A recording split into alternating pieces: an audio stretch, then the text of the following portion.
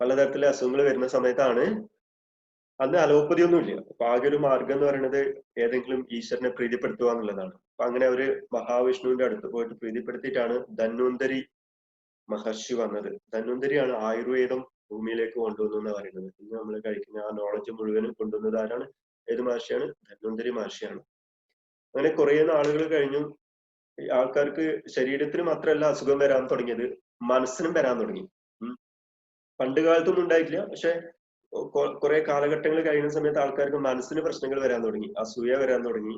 ആർത്തി, ദേഷ്യം, മനസ്സ് പിടിച്ചാൽ നിൽക്കുന്നില്ല. അങ്ങനെ പലതരത്തിലുള്ള പ്രശ്നം നമ്മളിപ്പോ അനുഭവിക്കുന്ന കുറെ പ്രശ്നങ്ങളൊക്കെ ഇല്ലേ, അതൊക്കെ അന്നുള്ള ആൾക്കാർക്കും അനുഭവിക്കാൻ തുടങ്ങി. അപ്പൊ അതിനെന്തെങ്കിലും ഒരു മാർഗങ്ങൾ വേണമല്ലോ. അപ്പൊ അവര് രണ്ടാമതും വീണ്ടും വിഷ്ണുവിന്റെ അടുത്ത് സമീപിച്ചു. അപ്പൊ വിഷ്ണുവിന്റെ തൊട്ടടുത്ത് 1000 തലയുള്ള ആദിശേഷൻ ഇരിക്കുന്നുണ്ട്. അപ്പൊ വിഷ്ണു നേരെ ആദിശേഷനെ നോക്കിയിട്ട് പറഞ്ഞു. അപ്പൊ വിഷ്ണു ആദിശേഷൻ നോക്കുന്ന സമയത്ത് തന്നെ ആദിശേഷന് മനസ്സിലായി കാര്യം എന്താണെന്നുള്ളത്. അങ്ങനെ ആദിശേഷനാണ് വിഷ്ണുവിന്റെ നിർദ്ദേശപ്രകാരം മനസ്സിന്റെ ഒക്കെ പ്രശ്നങ്ങളൊക്കെ മാറ്റാൻ വേണ്ടിയിട്ട് പതഞ്ജലി മഹർഷിയായിട്ട് ഭൂമിയിൽ അവതരിച്ചത്. ഗുരുജി പറയുന്നത് 6000 വർഷങ്ങൾക്ക് മുന്നേ ഒക്കെ ആണെന്നാ പറയുന്നത്. പതഞ്ജലി മഹർഷിയുടെ ആക്ച്വലി ഉണ്ടായിരുന്നു, പതഞ്ജലി മഹർഷി വന്നിട്ടുണ്ടായിരുന്നു. Patanjali means what? എല്ലാം സമർപ്പിക്കപ്പെട്ടത്, പ്യൂർലി ഡിവോട്ടഡ്, പൂർണ്ണമായിട്ടും സമർപ്പണം ചെയ്തതാണ് പതഞ്ജലി. ഓഫറിങ് എവരി ഡ്രോപ്സ്, ഓരോ നിമിഷവും ഓരോ തുള്ളിയും സമർപ്പിക്കപ്പെട്ടതാണ് പതഞ്ജലിയുടെ. അത്രമാത്രം ഡിവോട്ടഡ് ആണ് ആര്? പതഞ്ജലി മഹർഷി എന്ന് പറഞ്ഞത്. അപ്പൊ ഭൂമിയിലേക്ക് വന്നു എല്ലാവരുടെയും ആവശ്യപ്രകാരം. അപ്പൊ ആവശ്യപ്രകാരം വന്നു കഴിഞ്ഞാൽ എന്ത് ചെയ്യും? കണ്ടീഷൻസ് കൊടുക്കാൻ തുടങ്ങും. നമ്മൾ സാധാരണ ആർട്ടിഫിഷ്യൽ ടീച്ചേഴ്സ് കോഴ്സ് എടുക്കുന്ന സമയത്ത് നിങ്ങൾ ആരെയും വിളിച്ചു കഴിഞ്ഞാൽ പറയും, ഓക്കെ എനിക്ക് 50 പേരുടെ കോഴ്സ് വേണം, അല്ലെങ്കിൽ 100 പേരുടെ കോഴ്സ് വേണം, 5ഉം 10ഉം ആക്കൊന്നും ഞാൻ കോഴ്സ് എടുക്കത്തില്ല പറയാറില്ലേ? അപ്പൊ അതേപോലെ പതഞ്ജലി മഹർഷിയും കണ്ടീഷൻസ് വെച്ചുകൊണ്ട് 1000 പേര് വേണം എന്ന് പറഞ്ഞു. പണ്ട് കാലത്ത് 1000 പേര് കിട്ടുന്നതിൽ വലിയ പണിയാണ്. ഇന്ന് നോക്കിയാൽ 100-150 ആൾക്കാർ രജിസ്റ്റർ ചെയ്തിട്ട് 10-60 ആൾക്കാരാണ് വന്നത്. കിട്ടാൻ വലിയ പണിയാണ്. കാരണം ഓരോ ആൾക്കാർ ഓരോ ലോകത്തിൽ ജീവിക്കുന്ന ആൾക്കാരാണ്. 1000 പേര് വേണം എന്ന് പറഞ്ഞു. ഓക്കെ, ഒന്നാമത്തെ കണ്ടീഷൻ സാറ്റിസ്ഫൈ ചെയ്തു. ശരി, നമ്മൾ എങ്ങനെയെങ്കിലും പോയിട്ട് 1000 ആൾക്കാരെ ആക്കാം. ഇത് ഈ നോളജ് കൊടുക്കുന്നത് വിന്ധ്യാപർവ്വതം ദക്ഷിണ ഭാഗത്താണ് ഈ സ്ഥലം തെരഞ്ഞെടുത്തത്. ഹാളില്ല, ആ വലിയ സ്ഥലം തെരഞ്ഞെടുത്ത് വിന്ധ്യാപർവ്വതത്തിന്റെ ദക്ഷിണ ഭാഗത്ത് വെച്ചിട്ട് നമുക്ക് ഒത്തുചേരാം, 1000 പേരുമായിട്ട് വരൂ. പിന്നെ വേറൊരു കണ്ടീഷൻ വെച്ചത്, ഈ നോളജ് തരുന്ന സമയത്ത്, ഈ അറിവ് തരുന്ന സമയത്ത് ഞാൻ നിങ്ങളെയോ നിങ്ങൾ എന്നെയോ കാണത്തില്ല, അതിന്റെ ഇടയിൽ ഒരു കർട്ടൻ ഉണ്ടാവും എന്ന് പറഞ്ഞു. നമ്മൾ പരസ്പരം കാണത്തില്ല, പതഞ്ജലി മഹർഷി ഈ 1000 പേരും കാണത്തില്ല. ബുക്ക് തുറന്ന് വായിക്കാനാണെന്നും ചിന്തിക്കണ്ട കേട്ടാ. ഓക്കെ, സോ കണ്ടീഷനൊക്കെ സാറ്റിസ്ഫൈഡ് ആണോ എന്ന് ചോദിച്ചാൽ വന്നവരോട്. അപ്പൊ പറഞ്ഞു നമ്മളെല്ലാം റെഡിയാണ്, എല്ലാ നിബന്ധനകളും നമ്മൾ പാലിക്കാൻ റെഡിയാണെന്ന് പറഞ്ഞു. അങ്ങനെ ക്ലാസ് സ്റ്റാർട്ട് ചെയ്തു. പതഞ്ജലി മഹർഷി കട്ടന് വെളിയിൽ അപ്പുറത്തിരുന്നു, ബാക്കിയുള്ള 1000 ആൾക്കാർ കട്ടന് വെളിയിൽ ഇപ്പുറത്തിരുന്നു.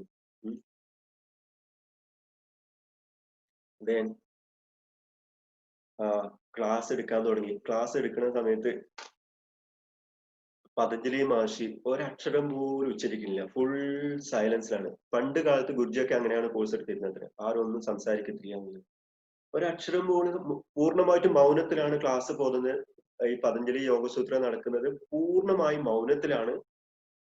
പക്ഷെ തൊട്ടപ്പുറത്തിരിക്കുന്ന ആ 1000 പേർക്കും ഈ നോളജിന്റെ പ്രവാഹം ശരിക്കും ഫീൽ ചെയ്യുന്നുണ്ട്. അവർക്ക് മനസ്സിലാവേണ്ട ഉള്ളിൽ എന്താ സംഭവിക്കുന്നതൊക്കെ. ആ ഒരു വലിയ ഡെപ്തിലാണ് അവർ ഇരിക്കുന്നത്. മൗനത്തിലാണെങ്കിൽ പോലും ഉള്ളിൽ വല്ലാത്തൊരു സുഖം, ആ നോളജ്, അറിവ് കയറുന്ന സമയത്ത് ഒരു സുഖം ഉണ്ടാവില്ലേ, അത് അനുഭവിക്കുന്നുണ്ട്. അപ്പൊ ഇത് ഗംഭീരമായിട്ട് നടന്നുകൊണ്ടിരിക്കുന്ന സമയത്ത് ഒരാൾക്ക് എന്ത് ചെയ്തു? പുറത്തു പോകാൻ മുട്ടി. ഒന്നിനാണോ രണ്ടിനാണെന്ന് അറിയില്ല, കലശലായ മുട്ട്. കുറച്ച് സമയം പിടിച്ചു നിന്നു. ഇനി ഒരു രക്ഷയില്ലാന്ന് തോന്നുന്ന സമയത്ത് ഏതായാലും ഗുരു അപ്പുറത്താണ് അല്ലെ, കട്ടന്റെ അപ്പുറത്താണ് ഗുരു ഇരിക്കുന്നത്. അപ്പൊ കാണത്തില്ലല്ലോ. അപ്പൊ സമ്മതൊന്നും ചോദിക്കാണ്ട് ഇദ്ദേഹം എന്ത് ചെയ്തു? രാവിലെ പുറത്തുപോയി. അപ്പൊ ഒരാള് തെറ്റിക്കുന്ന സമയത്ത് ബാക്കി എല്ലാ ആൾക്കാർക്കും തെറ്റിക്കാനുള്ള പ്രവണത ഉണ്ടാവും. പണ്ട് കാലത്ത് ക്ലാസ്സിലൊക്കെ ആണെങ്കിൽ ഈ ഒച്ചെടുക്കുന്ന സമയത്ത് പേരെഴുതുന്നൊരു കലാപരിപാടി ഉണ്ടായിരുന്നു പണ്ട്. ക്ലാസ് ലീഡർ ഇല്ലേ, ഒച്ചെടുത്ത് കഴിഞ്ഞാൽ അപ്പൊ പേരെഴുതും. അപ്പൊ തല്ല് കിട്ടിയ ഇഷ്ടംപോലെ ആൾക്കാരുണ്ടാവുമല്ലോ. അപ്പൊ ആരെങ്കിലും ഒരാള് ഫുൾ സൈലന്റ് ആയിരിക്കും. കുറച്ച് സമയം കഴിയുമ്പോൾ ആരെങ്കിലും ഒരാൾ സംസാരിക്കാൻ തുടങ്ങും. ഒരാൾ സംസാരിക്കുന്ന സമയത്ത് ബാക്കിയുള്ള എല്ലാ ആൾക്കാരും സംസാരിക്കാൻ തുടങ്ങും. അപ്പൊ അതിന്റെ ഫലമായിട്ട് എന്താവും?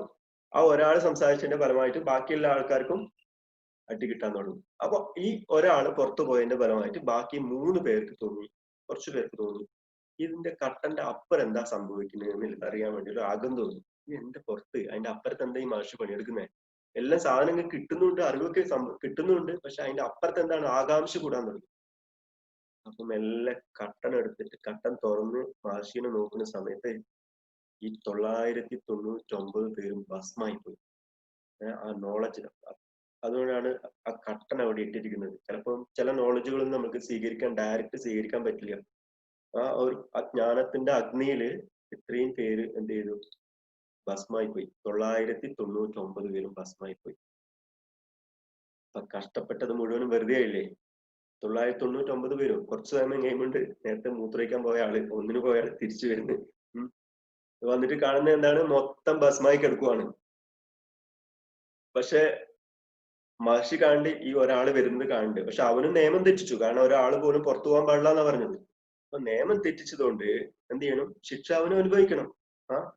അപ്പൊ ഇദ്ദേഹം മഹർഷിയുടെ കാലിൽ വീണ് മാപ്പ് അപേക്ഷിച്ചു പറഞ്ഞു. അപ്പം ഗുരുക്കന്മാർ വളരെയധികം എന്താണ് ദയാലുക്കളാണ്, കരുണയുള്ളവർ. അത് പെട്ടെന്ന് അവരെന്ത് ചെയ്യും? നമ്മളെ തെറ്റുകളൊക്കെ പൊറുക്കും. അപ്പൊ അതേപോലെ പതഞ്ജലി മഹർഷി തെറ്റുകളൊക്കെ പൊറുത്തു. ഓക്കെ, ഒരു കാര്യം ചെയ്യൂ, നീ ഏതായാലും തെറ്റ് ചെയ്തതാണ്, ഈ ജ്ഞാനം മുഴുവൻ നിനക്ക് പറഞ്ഞു തരാം, പക്ഷേ തെറ്റ് ചെയ്തതുകൊണ്ട് നീ ബ്രഹ്മരക്ഷസായിട്ട് മാറുന്നു. ബ്രഹ്മരക്ഷസ്. അപ്പൊ എപ്പോഴാണോ ഈ അറിവ്, ഞാൻ ഇപ്പൊ നിനക്ക് തന്നിരിക്കുന്ന അറിവ്, നീ വേറൊരാൾക്ക് പകർന്നു കൊടുക്കുന്നത്, അപ്പോഴേ നിനക്ക് ശാപമോക്ഷം കിട്ടത്തുള്ളൂ എന്ന് പറഞ്ഞു. അപ്പൊ ഇദ്ദേഹം അറിവ് കൊടുത്തു. അറിവൊക്കെ സ്വീകരിച്ചതിന് ശേഷം ഈ വ്യക്തി, ആ ശിഷ്യൻ ബ്രഹ്മരക്ഷസായിട്ട് മാറി. അങ്ങനെ മരത്തിന്റെ മുകളിൽ തൂങ്ങി കിടക്കാൻ തുടങ്ങി. ആ മരത്തിന്റെ അടിയിലൂടെ പോകുന്ന എല്ലാ ആൾക്കാരോടും 2 ചോദ്യങ്ങൾ ചോദിക്കും. 2 ചോദ്യങ്ങൾക്ക് ഉത്തരം കിട്ടിയില്ലെങ്കിൽ അപ്പൊ തന്നെ അവരെ പിടിച്ചു തിന്നു. കാപ്പിട്ടുള്ളി. അങ്ങനെ വർഷങ്ങൾ കഴിഞ്ഞു. നമ്മളെ പോലെ തന്നെയാണ്. ചോദ്യങ്ങൾ ചോദിച്ചാൽ ഉത്തരവൊന്നും കിട്ടൂല. അപ്പൊ പോയ ആൾക്കാരോടൊക്കെ ചോദ്യങ്ങൾ ചോദിച്ചാണ് ഒരു ഉത്തരവും കിട്ടത്തില്ല. എല്ലാ ആൾക്കാരും ശാപ്പിട്ടുകൊണ്ടേയിരിക്കും. അങ്ങനെ വർഷങ്ങൾ കഴിഞ്ഞിട്ടും ഇദ്ദേഹത്തിന് ശാപമോക്ഷം കിട്ടാത്തതുകൊണ്ട് പതഞ്ജലി മഹർഷിയെ വീണ്ടും ഈ ബ്രഹ്മരക്ഷസിന്റെ ശിഷ്യനായിട്ട് വന്നു. പതഞ്ജലി മഹർഷിയാണ് ഇദ്ദേഹത്തിന് ബ്രഹ്മരക്ഷസിന് അറിവ് കൊടുത്തത്. പക്ഷെ ബ്രഹ്മരക്ഷസിന് ശാപമോക്ഷം എപ്പോഴേ കിട്ടത്തുള്ളൂ? എപ്പോഴാണ്? ഈ അറിവ് വേറെ ആർക്കും കൊടുക്കുന്ന സമയത്ത്. പക്ഷെ ഇതുവരെ ആരെയും കിട്ടിയില്ല. അതുകൊണ്ട് എന്ത് ചെയ്യുന്നു? പതഞ്ജലി മഹർഷി തന്നെ വീണ്ടും ബ്രഹ്മരക്ഷത്തിന്റെ ശിഷ്യനായിട്ട് വന്നു. ഗുരു തന്നെ ശിഷ്യനായിട്ട് വന്നു. അപ്പൊ ബ്രഹ്മരക്ഷസ് 2 ചോദ്യങ്ങൾ ചോദിച്ചു. പതഞ്ജലി മഹർഷി അതിന്റെ ഉത്തരം പറഞ്ഞു. ശിഷ്യനായിട്ട് വന്ന പതഞ്ജലി മഹർഷി അതിന്റെ ഉത്തരമായിട്ട് പറഞ്ഞു. അങ്ങനെ 7 ദിവസം തുടർച്ചയായിട്ട് ബ്രഹ്മരക്ഷസ് പതഞ്ജലി മഹർഷിക്ക്, ശിഷ്യനായിട്ട് വന്ന പതഞ്ജലി മഹർഷിക്ക് പറഞ്ഞു കൊടുത്തുകൊണ്ടിരുന്നു. അപ്പൊ അത് എഴുതിയത് എങ്ങനെയാ? സ്വന്തം രക്തത്തിലാണ് എഴുതിയത്. ഇലകളിൽ എഴുതിക്കൊണ്ടേയിരുന്നു 7 ദിവസം തുടർച്ചയായിട്ട്. അപ്പൊ കുറെ ദിവസം തുടർച്ചയായിട്ട് എഴുതുന്ന സമയത്ത് എന്ത് ചെയ്തു? ക്ഷീണിച്ചു പോയി പതഞ്ജലി മഹർഷി. അങ്ങനെ ആ സാധനങ്ങൾ, പണ്ട് പേപ്പേഴ്സും നോട്ട്ബുക്കും കാര്യങ്ങളൊന്നും ഇല്ല, വാട്സപ്പും അല്ലാതെ മൊബൈലും കാര്യങ്ങളൊന്നും ഇല്ലാത്ത ഇലകളിലാണ് എഴുതി വെച്ചിരിക്കുന്നത്. അവ ഇലയൊക്കെ കൂട്ടിയിട്ട് അവിടെ ഒരു മരത്തിന്റെ കീഴിൽ വെച്ചിട്ട് ഒന്ന് പോയിട്ട് കുളിച്ചിട്ട് വരാമെന്ന് വിചാരിക്കുന്ന സമയത്ത് തൊട്ടപ്പുറത്ത് ഒരു പുഴയുണ്ടായിരുന്നു. ആ പുഴയിൽ പോയിട്ട് കുളിച്ചിട്ട് വരാമെന്ന് വിചാരിക്കും. പോയിട്ട് കുളിച്ചിട്ട് തിരിച്ചു വരുന്ന സമയത്ത് അതിലെ കുറെ കാര്യങ്ങൾ ആട് തിന്നു. കുറെ ഇല കഷ്ടപ്പെട്ട് എഴുതി വെച്ചതെല്ലാം കുറെ ആട് തിന്നു എന്നാ പറയുന്നത്. എങ്ങനെയാണ് ആ ബാക്കിയുള്ളതാണത്രേ പതഞ്ജലി യോഗസൂത്രമായിട്ട് വന്നത്. അപ്പൊ എന്താണ് ആട്, എന്താണ് തിരശീല എന്നൊക്കെ ഞാൻ പറഞ്ഞു തരത്തില്ല. നിങ്ങൾ ആലോചിച്ച് കണ്ടുപിടിക്കും. ഇന്നത്തെ ഹോംവർക്ക് ആണ്. തല പുകഞ്ഞ് ആലോചിച്ചു. എന്നിട്ട് പിന്നെ പറയാണ്, പതഞ്ജലി യോഗസൂത്രം സ്റ്റാർട്ട് ചെയ്യാണ്. അതാ യോഗാനുശാസനം. ഇപ്പോൾ ഞാൻ യോഗ എന്താണെന്ന് അനുശാസിക്കാം. അപ്പൊ 2 തരത്തില്, 2 ഉണ്ട്. ശാസനമുണ്ട്, അനുശാസനമുണ്ട്. അതാന്ന് പറഞ്ഞാ ഇപ്പോൾ എന്ന് പറഞ്ഞപ്പോഴാ കാര്യങ്ങളെല്ലാം സുഖമായിരിക്കുന്ന സമയത്തല്ല. അപ്പൊ നമ്മൾ ആർട്ട് ഓഫ് ലിവിംഗ് കോഴ്സിലേക്ക് ആൾക്കാരെ ക്ഷണിക്കാൻ പോകുന്ന സമയത്ത് പറയുന്നത് ഇപ്പോഴൊന്നും ശരിയായിട്ടില്ല, ഇപ്പൊ എനിക്ക് എന്തൊക്കെയോ തിരക്കുകളും വിഷമങ്ങളും പ്രശ്നങ്ങളും കാര്യങ്ങളും ഒക്കെ ഉണ്ട്, ഇതൊക്കെ ഒന്ന് സെറ്റിൽ ചെയ്തിട്ട് ഒരു 10-60 വർഷമാകുമ്പോ ഞാൻ വരാം, കോഴ്സിലേക്ക് വരാണ്. അപ്പൊ മാഷ് പറയണ, അല്ല, അതാ മീൻസ് വാട്ട് നൗ, ഇപ്പോൾ എപ്പോഴാണോ കാര്യങ്ങളൊന്നും ശരിയായി നിൽക്കാത്തത്, എപ്പോഴാണ് ഒരുപാട് പ്രശ്നങ്ങളും പ്രക്ഷുബ്ധതയും മനസ്സ് അസ്വസ്ഥമാവുകയൊക്കെ ചെയ്യുന്നത്, അപ്പോഴാണ് എന്ത് വേണ്ടത്? അറിവ് വേണ്ടത്. നോളജ് എപ്പോഴാണ് ആവശ്യമുള്ളത്? എല്ലാം ശാന്തമായിരിക്കുന്ന സമയത്തല്ല അതിനെ കൈകാര്യം ചെയ്യാൻ വേണ്ടത്. എപ്പോഴാണോ നമ്മൾ മനസ്സ് പിടിച്ചാൽ കിട്ടാത്തത്, അപ്പോഴാണ് അറിവിന്റെ ആവശ്യം എന്ന് പറയുന്നത്. സോ നൗ, ഇപ്പോൾ നിങ്ങൾക്ക് എന്താണ് യോഗ എന്ന് അനുശാസിക്കാം. അതാ യോഗാനുശാസനം. അനുശാസനം എന്ന് പറഞ്ഞാൽ എന്താ? ശാസനം എന്ന് പറഞ്ഞാൽ വേറെ, നിങ്ങളെ ടീച്ചർ, നിങ്ങളെ അധ്യാപകര് നിങ്ങളുടെ മുകളിൽ ഏൽപ്പിക്കുന്നതാണ് ശാസനം എന്ന് പറയുന്നത്. അനുശാസനം എന്ന് പറഞ്ഞാൽ എന്താ? നമ്മൾ സ്വയം തീരുമാനിക്കുന്നത്. രാവിലെ എല്ലാവരും പല്ല് കേൾക്കാറുണ്ടല്ലോ. യെസ്, അത് ശാസനാണ് അനുശാസനാണോ? ഇപ്പോഴും നിർബന്ധിച്ചിട്ടാണോ തേപ്പിക്കുന്നത്? അല്ല, നമ്മൾ സ്വയം തേക്കുന്നതല്ലേ. ഞാൻ അറിയില്ല എത്ര പേര് നിർബന്ധിച്ചിട്ട് തേപ്പിക്കുന്നുണ്ട് എന്നുള്ളത്. ഓക്കെ, സോ ഇസ് അനുശാസനം. അപ്പൊ കുറെ കാര്യങ്ങൾ നമ്മൾ സ്വന്തമായിട്ട് ആവശ്യത്തിന് വേണ്ടിയിട്ട്, സ്വന്തം ഗുണത്തിന് വേണ്ടിയിട്ട് ചെയ്യുന്നുണ്ട്. നമ്മൾ പഞ്ചസാര ഒഴിവാക്കുന്നുണ്ട് ഷുഗർ ഉള്ള ആൾക്കാർക്ക്. സോ ഇസ് കോൾഡ് അനുശാസനം. അത യോഗാനുശാസനം. അനുശാസിക്കാം. സി, അപ്പൊ യോഗ ചെയ്യുന്നതിന്റെ ഉദ്ദേശം എന്താണ്? നിങ്ങൾ അൺമ്യൂട്ട് ചെയ്യരുത് കേട്ടോ. അൺമ്യൂട്ട് ചെയ്ത് കഴിഞ്ഞാൽ ശബ്ദം വരും. ഓക്കെ, യോഗയുടെ ആവശ്യം എന്താ? രാവിലെ എഴുന്നേറ്റ് ഈ കാര്യങ്ങളൊക്കെ ചെയ്യേണ്ട ആവശ്യം എന്താണ്? അപ്പൊ പറയണം, മഹർഷി പറയാണ്, തഥാ ദ്രഷ്ടു സ്വരൂപേ അവസ്ഥാനം. ദ്രഷ്ടാവിന്റെ സ്വരൂപത്തിൽ ഇരിക്കാൻ വേണ്ടിയിട്ടാണ് യോഗ എന്ന് പറയുന്നത്. ഇപ്പൊ നിങ്ങൾ ഇപ്പൊ ഇരിക്കുന്ന സമയത്ത് നിങ്ങൾ കൂടി ഇരിക്കുകയാണ്, ശരിയല്ലേ? പക്ഷെ നിങ്ങൾ സ്ക്രീനിന്റെ മുന്നിൽ ഇരിക്കുകയാണെങ്കിലും പക്ഷെ നിങ്ങൾ ദ്രഷ്ടാവിന്റെ സ്വരൂപത്തിലല്ല ഇരിക്കുന്നത്. ഏതോ ഒരു ഭാവത്തിലാണ് ഇരിക്കുന്നത്. ചിലപ്പോ ഉറക്കം തോന്നുന്നുണ്ടാവും, ചിലപ്പോ മനസ്സ് വേറെ എവിടെയെങ്കിലും ആയിരിക്കും, ഓഫീസിലൊക്കെ ആയിരിക്കും. ക്ലിയർ ആയോ? ഇപ്പൊ ദ്രഷ്ടാവ് എന്ന് പറഞ്ഞ ആരാണ്? സ്വരൂപാവസ്ഥ എന്ന് പറഞ്ഞ എന്താണ്? ആരാണ് കാണുന്നത്? കേനോപനിഷത്തിൽ നമ്മൾ വ്യക്തമായിട്ട് പറഞ്ഞിട്ടുണ്ട്, കണ്ണിന്റെ പുറകിൽ എന്തുണ്ട്? ഇതെല്ലാം അടച്ചു വെച്ചാണ്, വീണ്ടും എടുക്കാൻ തുടങ്ങുന്നില്ലേ. കണ്ണിന്റെ പുറകിൽ ഒരു കണ്ണുണ്ട് എന്നാ പറയുന്നത്. ചെവിയുടെ പുറകിൽ വേറൊരു ചെവി ഉണ്ട് അത്രേ. ത്വക്കിന്റെ പുറകിൽ വേറൊരു ത്വക്കുണ്ട്. പ്രാണന്റെ പുറകിൽ വേറൊരു പ്രാണനുണ്ട്. നാവിന്റെ പുറകിൽ വേറൊരു ശക്തി ഉണ്ട് അത്രേ. അപ്പൊ ഇതിന്റെയൊക്കെ പുറകില് ഉള്ള ഒരു ശക്തിയാണ് ദ്രഷ്ടാവ് എന്ന് പറയുന്നത്. മനസ്സിലാവും? കാണുന്നത് ആരാ? കണ്ണല്ല കാണുന്നത്, കണ്ണിന്റെ പുറകിൽ ഒരു ശക്തിയുണ്ട്. മരിച്ചു കിടന്നു കഴിഞ്ഞാൽ നിങ്ങൾ വല്ലതും കാണുന്നുണ്ടോ? കേൾക്കുന്നുണ്ടോ? ഒന്നും അറിയുന്നില്ല. പക്ഷെ അപ്പോഴും കണ്ണില്ലേ, ചെവിയില്ലേ, സ്പർശനം ഒക്കെ ഉണ്ട്. പക്ഷെ അപ്പോഴും നിങ്ങൾ അറിയുന്നില്ല. കാരണം അറിയേണ്ട ആ ഒരു ശക്തി നഷ്ടപ്പെട്ടു പോയി. അപ്പോഴാരാണോ കാണുന്നത്, ആ ദ്രഷ്ടാവിന്റെ സ്വരൂപത്തിൽ ഇരിക്കാൻ വേണ്ടിയിട്ടാണ് എന്ത് ചെയ്യുന്നത്? യോഗ ചെയ്യുന്നത്. പലപ്പോഴും മനസ്സ് അങ്ങനെയല്ല. എവിടെയാണ് പ്രശ്നങ്ങൾ തുടങ്ങുന്നത്? നിങ്ങൾ ദ്രഷ്ടാവിന്റെ അവസ്ഥയിലാണ്, സ്വരൂപാവസ്ഥയിലാണ്, സ്വന്തം അവസ്ഥയിലാണെങ്കിൽ നമ്മൾ ആ ക്രിയയൊക്കെ കഴിഞ്ഞിട്ട് കിടക്കുന്ന ഒരു അവസ്ഥയില്ലേ, സാധന ചെയ്തിട്ട് സുദർശന ക്രിയ കഴിഞ്ഞിട്ട് കിടക്കുന്ന ഒരു അവസ്ഥയിലോ, ശാന്തമായ ഫ്ലോട്ടിംഗ് ലൈറ്റ്. പലപ്പോഴും നിങ്ങൾ ഇപ്പോഴും ആ അവസ്ഥയിലായിരിക്കില്ല ചിലപ്പോ. അതാണ് നമ്മുടെ സ്വരൂപം എന്ന് പറയുന്നത്. പക്ഷെ എന്തുകൊണ്ടാണ് ആ അവസ്ഥയിൽ നമുക്ക് ഇരിക്കാൻ പറ്റാത്തത്? കാരണം അപ്പോൾ പറയുന്നത് വൃത്തി സാരൂപ്യ മിതരത്ര. ക്ലിയർ ആവുണ്ടല്ലോ? യോഗ എന്ന് പറഞ്ഞെന്താ? ദ്രഷ്ടാവിന്റെ സ്വരൂപത്തില് നമ്മളെ ആ സ്വയം അവസ്ഥയിൽ ഇരിക്കാൻ പറ്റുന്ന അവസ്ഥക്കാണ് പറയാ യോഗ എന്ന് പറയുന്നത്. പക്ഷെ പലപ്പോഴും നമുക്ക് ആ അവസ്ഥയിലല്ല ഇരിക്കാം. എന്തുകൊണ്ടാ? കാരണം മനസ്സ് വൃത്തി സാരൂപ്യ മിതരത്ര. മനസ്സ് അതിന്റെ വൃത്തിയിലേക്ക് പോകും. ഈ മനസ്സിന്റെ ഒരു പ്രത്യേകത എന്താ അറിയോ? വെള്ളം പോലെയാണ് മനസ്സെന്ന് പറയുന്നത്. അപ്പൊ വെള്ളം ഒരു കുടുക്കയിലാണ് ഒഴിച്ചു വെച്ചെങ്കിൽ വെള്ളം കുടുക്കയിലാണ് ഒഴിക്കുന്നത്, എന്താവും? കുടുക്കയുടെ രൂപം വരും അതിന്, അല്ലെ? നമ്മൾ കഞ്ഞി കുടിക്കുന്ന പാത്രത്തിലാണെങ്കിൽ വെള്ളം ആ ഷേപ്പിൽ പോകും. അപ്പൊ മനസ്സ് എവിടെ വ്യാപരിക്കുന്നോ അതിന്റെ രൂപം അത് സ്വീകരിക്കുന്ന പറയുന്നത് വൃത്തി സാരൂപ്യം ഇതിലെത്ര. ഈ മനസ്സിനെ 5 മോഡുലേഷൻസ് ഉണ്ട്, വളരെ പ്രധാനപ്പെട്ടാണ്. 5 modulations. The mind has 5 modulation. 5 വൃത്തികളുണ്ട്. വൃത്തി സാരൂപ്യം ഇത്ര എന്ന് പറഞ്ഞിട്ടില്ലേ? മനസ്സ് അല്ലെങ്കിൽ നിങ്ങൾ സ്വരൂപാവസ്ഥയിൽ അല്ലെങ്കിൽ നിങ്ങളുടെ മനസ്സ് 5 വൃത്തിയിലൂടെ കടന്നു പോകും, 5 മോഡുലേഷനിലൂടെ കടന്നു പോകും.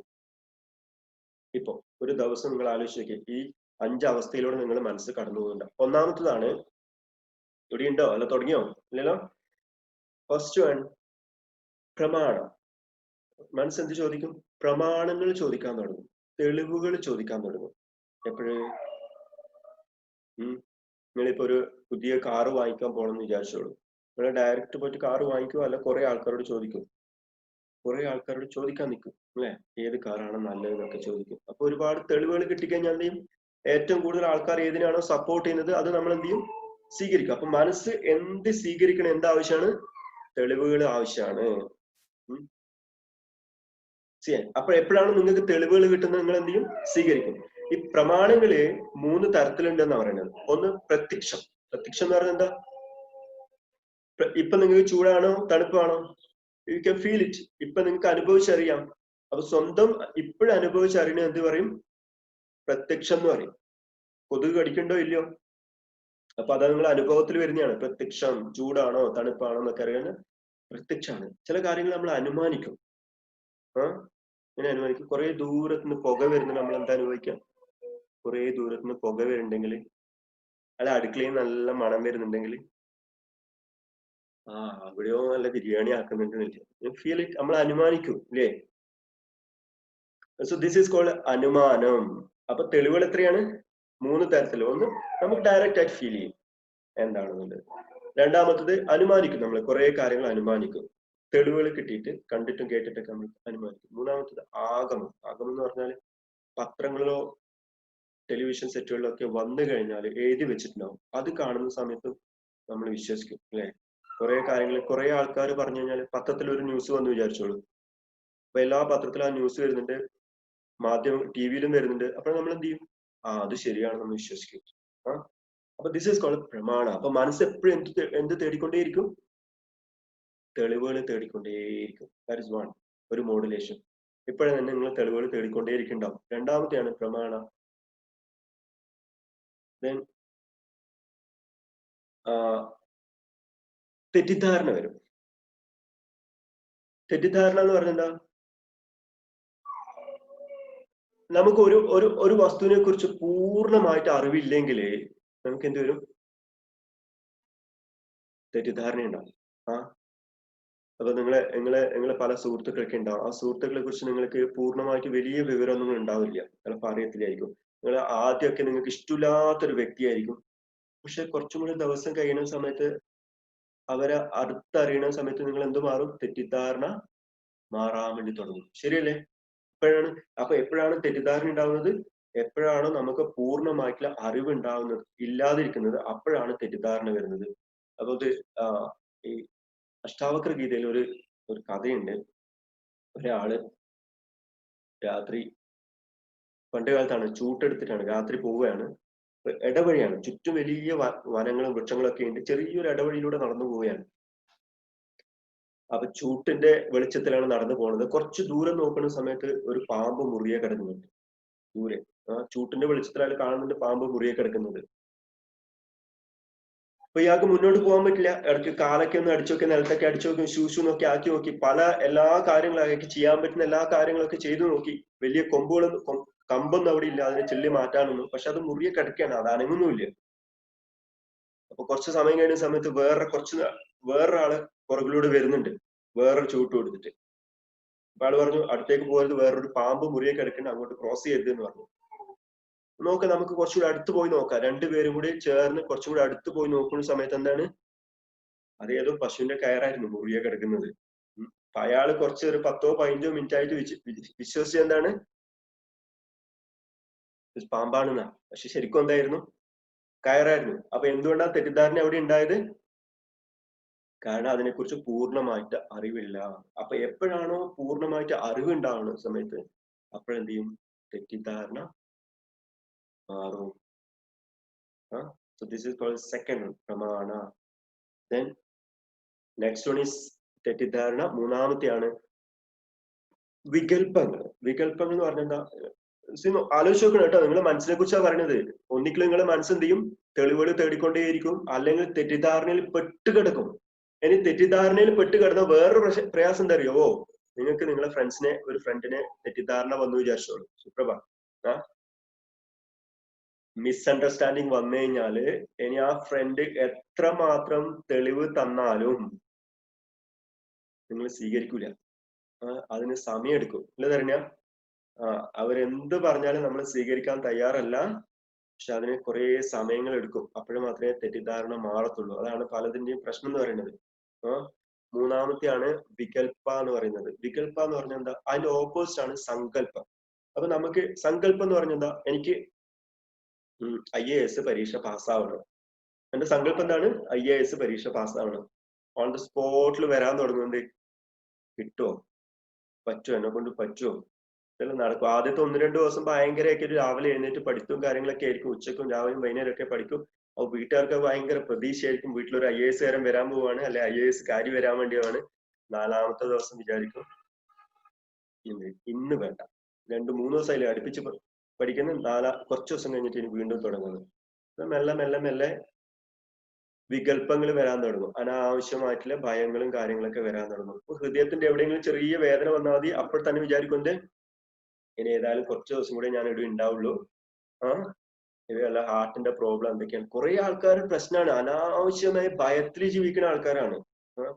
സോ ദിസ് ഈസ് കോൾഡ് വികൽപ്പമായിരിക്കും. ഓരോ കാര്യങ്ങൾ ചെറിയ ചെറിയ സിഗ്നൽസ് ഒക്കെ വരുന്ന സമയത്ത്, ചെറിയ തൊണ്ടവേദനയൊക്കെ വന്നു കഴിഞ്ഞാൽ അവസ്ഥ എന്താ? ഇപ്പം ഒന്ന് ചുമച്ചു കഴിഞ്ഞാല്, നിങ്ങൾ ആരെങ്കിലും അടുത്ത് പോയിട്ട് ചെറുതായിട്ട് ഒന്ന് ചുമച്ചു കഴിഞ്ഞാൽ ചെറിയ തൊണ്ടവേദനയൊക്കെ ഉണ്ട് എന്ന് പറഞ്ഞാൽ അപ്പൊ തന്നെ നിങ്ങൾ കൊണ്ടുപോകും. ആൾക്കാർ തെറ്റിദ്ധാരണ തുടങ്ങാൻ തുടങ്ങും. അനാവശ്യമായ ഭയം ഉണ്ടാവും. അല്ലെങ്കിൽ ഒരു മനോരാജ്യത്തിൽ ജീവിക്കുന്ന ആൾക്കാരാണ് നമ്മള്. എന്തെങ്കിലൊക്കെ ഇങ്ങനെ വിചാരിച്ച് അപ്പൊ ഞാൻ ഇന്ന് അയാളെ കാണാൻ വേണ്ടി പോവുകയാണ്. കാണാൻ പോകുന്ന സമയത്ത് അയാൾ എന്നോട് ഇങ്ങനെ പറയും, അയാൾ ഇങ്ങനെ പറയുന്ന സമയത്ത് ഞാൻ അങ്ങനെ പറയും. ഇതൊക്കെ ആലോചിച്ച് കൂട്ടുന്നില്ലേ നമ്മള്? ദിസ് ഈസ് ഓൾ കോൾഡ് വികൽപ്പ. മൂന്നാമത്തേത്. 4-ാമത്തെയാണ് നിദ്ര എന്ന് പറയുന്നത്. നിദ്ര നിങ്ങൾ എന്ത് ചെയ്യും? ഉറക്കത്തിലായിരിക്കും. ഉറക്കത്തിൽ പിന്നെ ആ അവസ്ഥയിലല്ലല്ലോ, എന്താണ് സംഭവിക്കുന്നത് ഒന്നും അറിയത്തില്ല. 5-ാമത്തത് ഓർമ്മ. ചില സമയങ്ങളിൽ നിങ്ങൾ എന്താ ചെയ്യുക? ആലോചിക്കേ, പഴയ കാര്യങ്ങളൊക്കെ പോകും. ഓർത്ത് പണ്ട് എന്തൊക്കെയായിരുന്നു സംഭവമായിരുന്നു. ഇപ്പൊ എല്ലാം പോയി എന്നുള്ള അവസ്ഥയിലേക്ക് വരും. അല്ലേ? ദിസ് ഈസ് കോൾഡ് 5 വൃത്തീസ്. ഈ 5 മോഡുലേഷൻസ് ഉണ്ട് മനസ്സിന്. അപ്പോ ഓരോ സമയത്ത് നിങ്ങൾ ആലോചിക്കെ, ഇപ്പൊ ഇരിക്കുന്ന സമയത്ത് തന്നെ നിങ്ങൾ 5 മോഡുലേഷനിൽ പോയിട്ടുണ്ടാവും. ഒന്ന്, ചിലപ്പോൾ നിങ്ങൾ തെളിവുകൾ തേടിക്കൊണ്ടേയിരിക്കുകയാണ്. ഈ ക്ലാസ് ഉഷാറാണോ, നല്ലതാണോ, നല്ല ബോറടിക്കുവോ? So is asking proof. തെളിവുകൾ ചോദിച്ചുകൊണ്ടേയിരിക്കുന്നുണ്ട്.